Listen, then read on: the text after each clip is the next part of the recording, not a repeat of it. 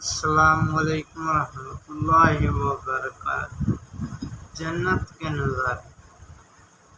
سیدنا ابو ہریرہ رضی اللہ تعالیٰ عنہ سے روایت ہے کہ نبی کریم صلی اللہ علیہ وآلہ وسلم نے ارشاد فرمایا، جنت میں ایک درخت ایسا ہے کہ اس کے سائے میں 100 سال سوار اس کے سائے میں 100 سال چل کر بھی اس کو پار نہ کر سکے گا۔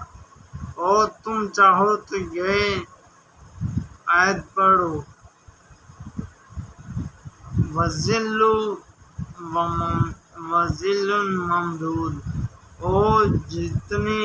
اور جنتی لمبے سائے میں ہوں گے۔ سیدنا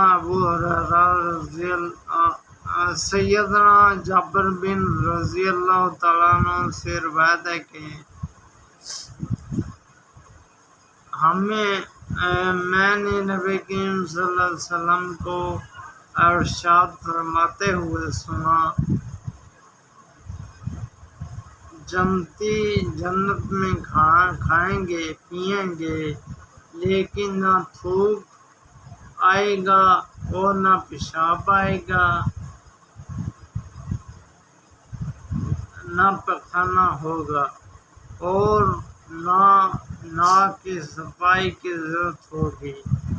صحابہ کرام رضی اللہ تعالیٰ عنہ نے عرض کیا، کھانے کے بعد کیا ہوگا؟ یعنی ہضم کیسے ہوگا؟ تو آپ صلی اللہ علیہ وسلم نے ارشاد فرمایا، ڈکار آئے گا اور پسینہ مشک کے پسینے کی طرح ہوگا، یعنی غذا کا اثر نکلنا ہوگا،